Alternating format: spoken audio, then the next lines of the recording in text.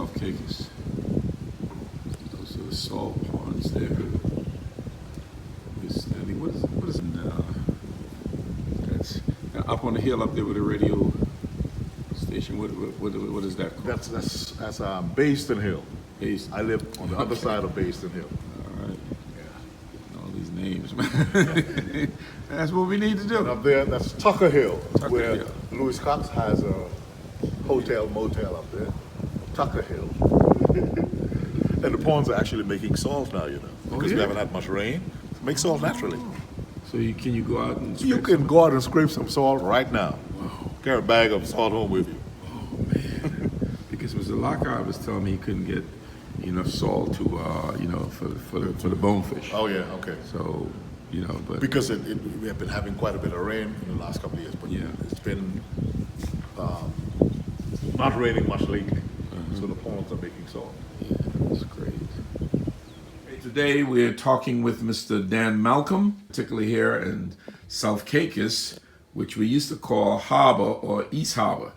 Mr. Malcolm, welcome, and tell us a little bit about yourself and what was it like growing up here in South Caicos. Well, that takes me back a long time ago, at age 83. But I must say that I'm glad you have my son Pastor here, because I left here when I was This is your son, Reverend John Malcolm? right. Okay. It's good to I actually left here when I was 11, 12 years old. Wow. I went to Jamaica, Hey. stayed there for about 10 years. But growing up was really idyllic. It was very nice. I mean, as you know, we had a very good school system. Had a very good primary school. Right. But I think the most important part of my growing up was the after-school activity, because at that time, just about every single parent insisted that the children had to go to trade. Right. So we went to school in the morning, 6th grade, primary school. The afternoon, it was that trade. I've been to three 3 trade school. trades. Yeah. Yeah. And I eventually wound up mechanic trade. But I almost killed somebody in the pond one time. It's the first time I went behind the wheel. But shortly after that, I got a scholarship to go to Jamaica. But growing up was the best. Yeah. Friends, games. I learned to run track and field. And as I said, our parents were superb. I mean, we had a lot of, we didn't have a lot of facilities, but we had a lot of love, attention, direction, and everything else. For a small community. Yes, You really had community. really. Now you said something about track and field. Did you became actively involved in track and field in Jamaica during your school days there? Well, I was at one time the best sprinter in Jamaica. I contended for a spot on the Jamaican Olympic team before I got injured. I had a track and field injury, pull muscle.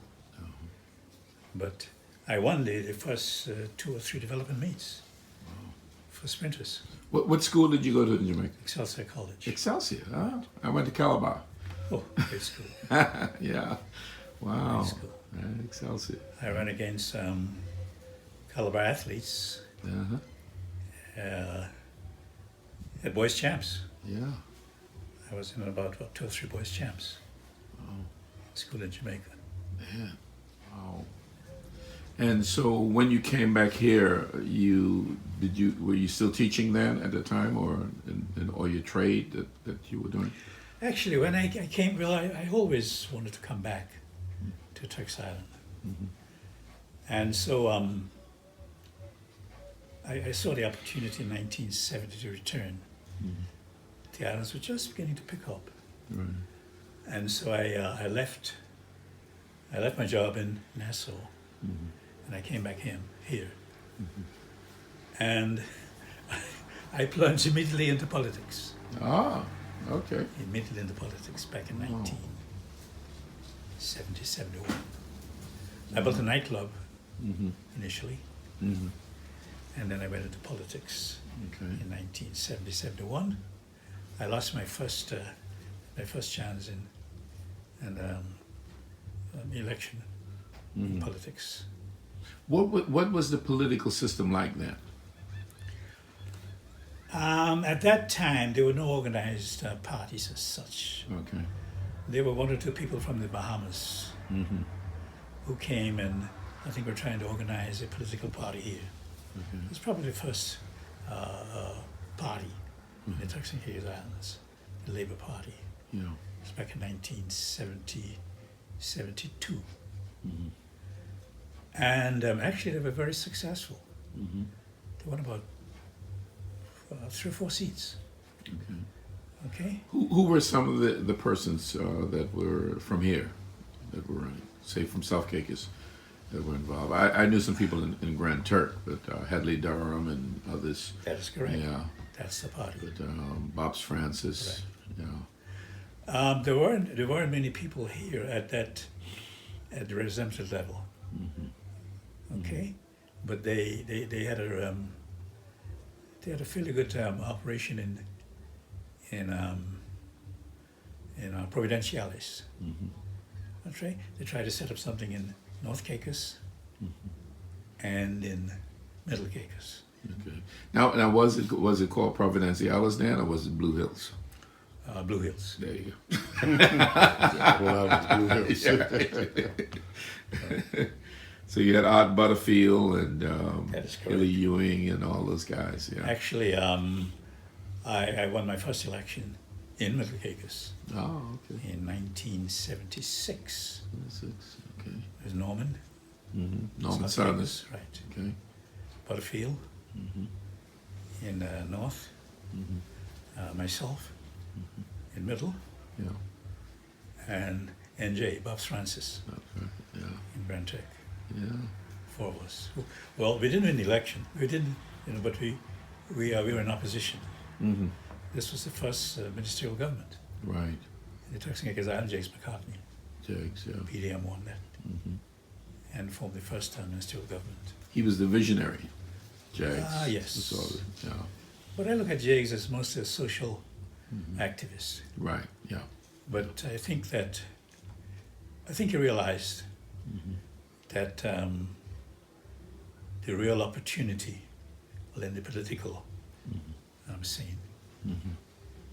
And he actually lost his first election. Yeah. Oh. But then he came back, he organized, formed the People's Democratic Movement, Okay. and they won just about all the seats in Grand Turk and the seat in Soul Key. And with the help of 2 independents, they formed the first ministerial government in the Turks and Caicos Islands. And Well, following our break from Jamaica, as you know, we went, I would say, onto the Bahamas. It had to be with some difficulty yeah. because we were never fully incorporated into the Bahamian political spectrum. Okay, we always were a crown colony, as it were, of Jamaica. Sorry, of England. England, sort of administered by the Bahamas. We had an administrator. We had an English administrator, and I think we were under the governorship of the Bahamas. Now there was a move at one time for us to complete on the Bahamas. I was in the Bahamas at that time. I was against it then. I'm against it now. Okay. Why were you against it?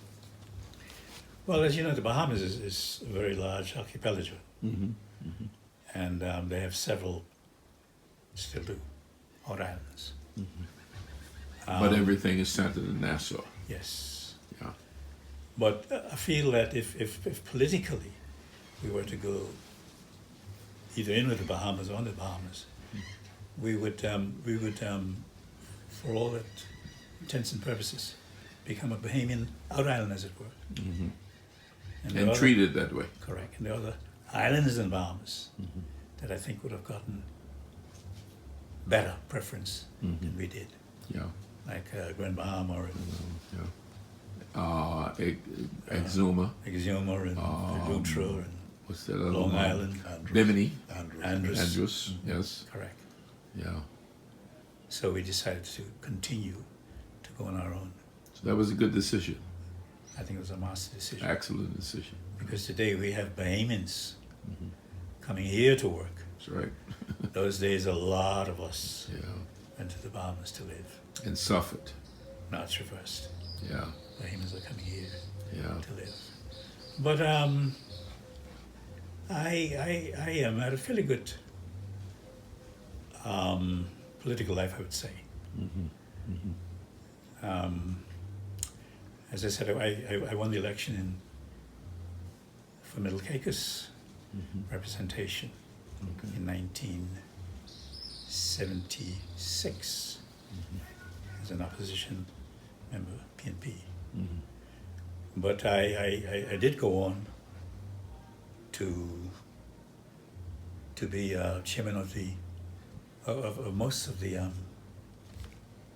Constitutional.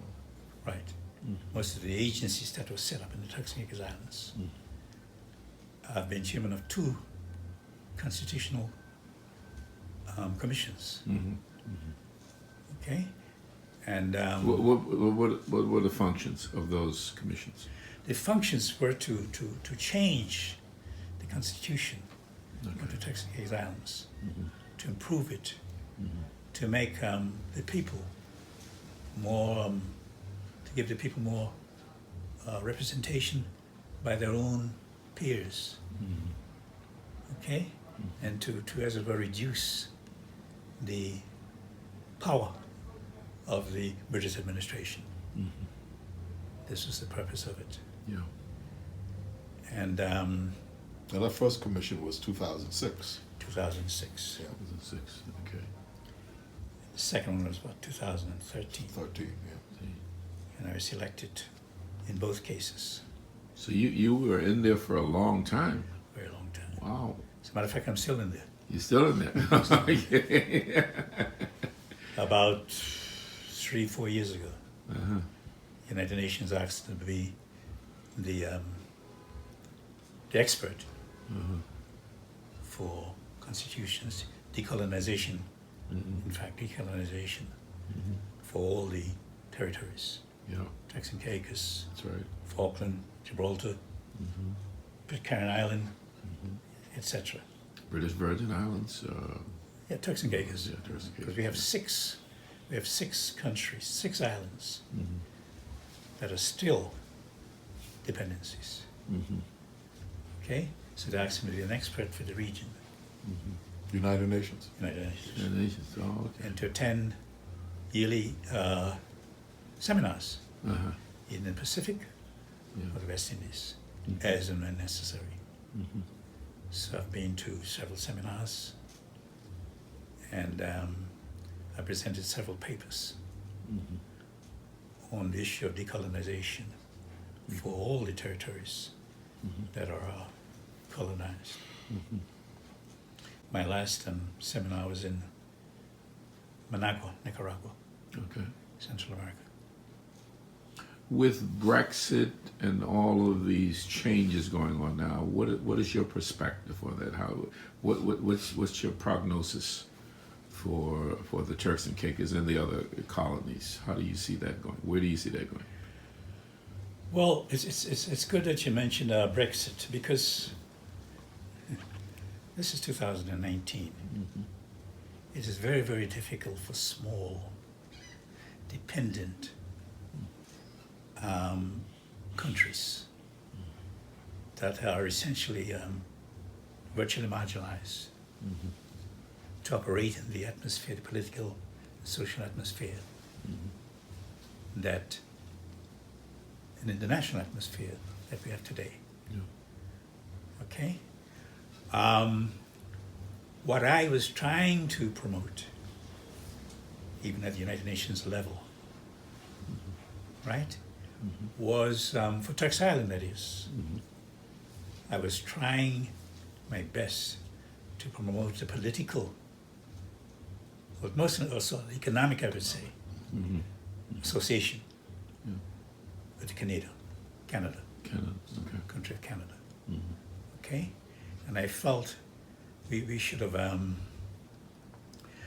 tried to develop a situation, a sort of tripartite agreement between Turks, the UK, and Canada. Canada. Okay. Okay, whereby the UK remained more or less politically under England, Okay. but we had a close Economically. association economically Okay. with Canada and Canadian interests, etc. Because as you know, we're so far from England, it's not funny, Right. Right. and we have a much closer and better relationship with the US and Canada. Yeah. And I felt that we had a tremendous amount to offer Canada. Yeah. Some people felt that Canada had everything to offer, and Turks had nothing. Yeah. Yeah. But surprisingly enough, when you look at it, if anything, Canada was going to benefit more than Turks. And in what ways specifically? Well, specifically, I envisage, as I said, a trading link, economic link with Canada. Canada is a very young country, okay? But Canada has to be looking at a greater international position, both politically and economically. In this world today, increasingly, trade is becoming important. China, for instance, Oh yeah. a conglomerate when it comes to economic activity considerations. Canada is one of the about 7 or 8 major countries in the world, but Canada does not have the foreign trade that the first tier of countries have. Okay? Now, I felt, some Canadians also felt that we needed a Caribbean hub, as it were, so that Canada could export, right, from Canada to that hub in the Caribbean, and then on to the rest of the Caribbean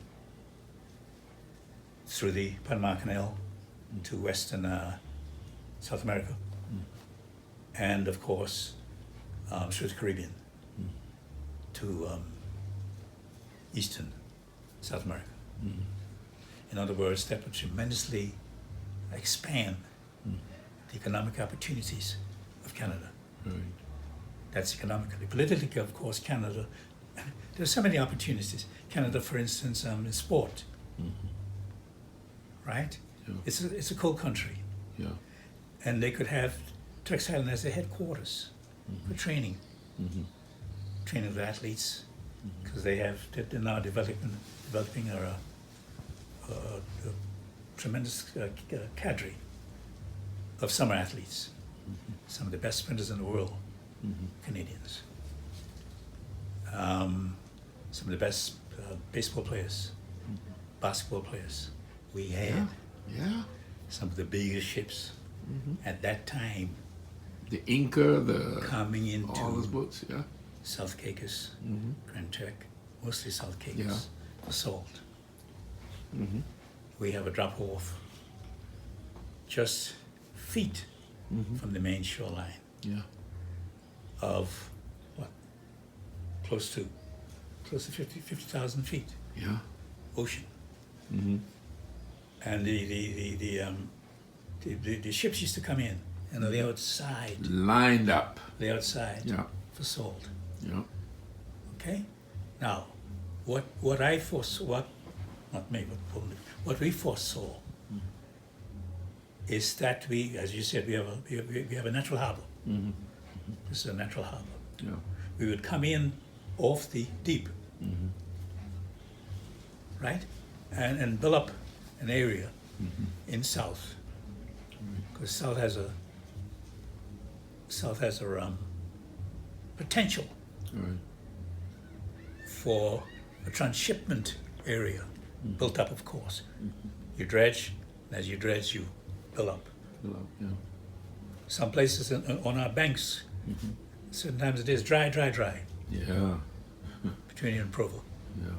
So you But build you up can your dredge transshipment that. area, right? Yeah. You dredge coming in, build up your transshipment area. You have a beautiful area, transshipment. Your ships come from Canada. Your major ships come from Canada. They're not going all around the Caribbean. They're too big. All right. But you have the facilities here, where they deposit their cargo here. And smaller from the various Come in, islands come in. Right. And that way it's distributed throughout the Caribbean. So that is the vision that can happen. Yes. Okay. And I hope that the new people will begin to pick up on that. And I wouldn't even talk about the potential yeah, for tourist development, yeah, yeah. because it's a fact that we have some of the best beaches Oh, in the world. 7 years in a row, 7 years. number one beach in the world. And they haven't even seen the rest of the beaches. They just look at Grace Bay. That's something. East Caicos, for instance. Beautiful beach on East Caicos. Caicos. Yeah. Oh my God. We have a most luxurious development here, right? Yeah. In Sail Rock, Sail Rock, Sail Rock. and then we have a 4-star hotel East Bay. in East Bay. My family is Adams, also on my grandmother's side. That's Bermuda. Right. My wife and I went to Bermuda a couple of years ago on a cruise, and downtown St. George's, you walk downtown, Butterfield Square. All like the Butterfield Tatums, Square. Yeah. The Tatums, Durhams. all of the Durhams, the Friths, Friths. the Darrells, all those people, those Bermuda names. Right. And You see, after the Revolutionary War of 1776, and of course England lost the United States as a colony, right. and, George Washington became the first president. There were a lot of, like you said, there are a lot of American loyalists, Americans who sided with England, England, right. and they couldn't remain there. So a lot of them left and came to the colonies that England had. in the- Bahamas, right, Turks and in Caicos. the Yeah. West Indies. So a lot of them came here. And the British government gave them grants Yeah. of several acres of land in the various islands. There's a lot of persons, American loyalists, who had settled originally in the Caicos Islands. That's right. That's right. They were loyalists, but they couldn't make it. Could make it. Hard soil. Hard soil. Bo Vivo. Yeah, Bobby. And so a lot of them gave their plantations to the native persons. They left. But the offspring, the progeny, Yeah. is still here. Still in. And coming back. Right. So if you see what Raymond calls Conky Joe, Yeah. if you see Conky Joe Toxalis, Oh, yeah. the chances are they're descended from Oh, yeah. American loyalists. American loyalists. That's interesting. All right. That is great. So you're holding in your hand an album. You want to show that a little bit? And I met you, I think, for the first time in Daytona Beach when I was pastoring my church, First Congregational Church, and also teaching at Bethune-Cookman College. And I remember you coming over in the early '80s and bringing a group, the Spiritual Harmonizers. That's correct. And you want to point out some of those people on that album? You guys made it. I didn't even know you guys made an album. But I know you turned my church out. I mean, that's terrible. We It was went up great. to the States, Yeah. United States. And initially, you accommodated us at your That's home. right. That's right. Yeah, at our home. As I said, when I went there, I said, this got to be the home of royalty. Fairway Estates. But you have to be royalty because you're the son of the king. There you go. And Child of the king. we had several concerts That's right. in the Florida area. Mm-hmm. Several. Yeah. In Daytona Beach, where Pastor Glen used to live, in Miami. As a matter of fact, we had one or two people interested in taking Wendy Yeah. to Texas She was such a perform great in Texas. singer. Oh my God. Wendy Myers. Yes, Yeah, Wendy Myers. perform in Texas. Who are some of the other people in the group? Oh, okay. Let me point out that Wendy was my first cousin Gloria's daughter. Okay. Gloria, my Uncle Stanley. Gloria was my Uncle Stanley's daughter, Stanley Misick, daughter. And so, that's she and Kevin. Okay. Yeah. So who else is in there? Well, this is young Myers, Wendy's brother, Dudley Bean. Dudley was the bass vocalist. Okay. Wendy Myers. Carl Gardner was the leader. Then we have Walk-In, Okay. and this is Salvo, Jennifer. Okay. Jennifer, Salvo. Okay. The girl in the end, come on, help me out, Pastor. Remember the girl in the end? No? I'm not sure now. If you turn it over, Yeah, it has the turn it over, names yeah. of the persons, yeah. All right. Square it up so he could get a good photo of it, yeah. Jennifer Salvo, Dudley Bean, Carl Gardner, Myers, Kevin Myers. Kevin, he's not on the front. Myers, he's But he here. was, Kevin was your manager? he was the lead of the, Leader, one of the okay. leaders of the group. Okay. Clarence Walk-In, Wendy Myers, Calvin Enfield. This is young Leslie Myers, Oh yes, I know Leslie. Yeah. Oh, brother. Yes, yeah. and Beatrice Delancey. Okay. That was the group. Wow. And this was possibly the very first album ever of the Turks and Caicos Islands, Where did you record it? Miami. Miami. Okay. Recorded at, I thought it was here, yeah. Criteria Recording Studios, Miami, Florida. Criteria, one of the best. in Yeah, Miami. you guys were fantastic. They kept asking for you to come back. Yes. Yeah, it was really great. And I heard that what you got on there, that Ariel Misick was the manager or It was the manager, Managing right? director. managing director. Oh, Managing director.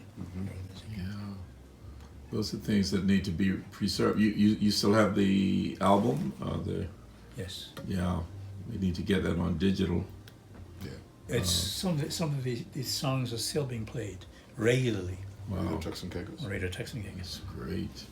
Wish I could get a copy of it. I'm trying to find some Turks and Caicos Island music, particularly even as I do it on this, because what I'm using, just so I won't get into trouble with copyright, is on my I use my album sometimes, to because when you put up there now the copyright, they ask you, did you get permission to copyright that?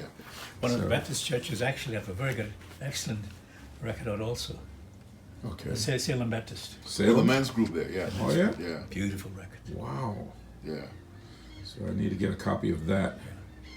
And another group has a good record. The one with Double O. Oh, Oswald Skippings. Right. Yeah, I think he Oh, recorded some okay. music also. That's Yeah. good. And then there's an old, I think after this group, Bishop George Fulford started a group Okay. here in South Caicos. And they He's had, right here from South Caicos? right, they had a very good album out also. But at least half a dozen albums. Yeah, yeah. That are excellent. Yeah, Very good. that's great. So, I want to thank you so much, Mr. Malcolm, for. Now, when you say Dan, is that Daniel? Daniel. Daniel. All right. We got so many nicknames here. There are people in this country. There are even family members that I know, and I really don't know their real name. Okay, I know their nicknames. Yeah. So, Mr. Daniel Malcolm and Reverend John Malcolm, I want to thank both of you, father and son, for these few moments together. But as who was it? MacArthur said, "I will be back." God bless you, and keep you strong and keep the faith. It's been a pleasure. Okay, thank you.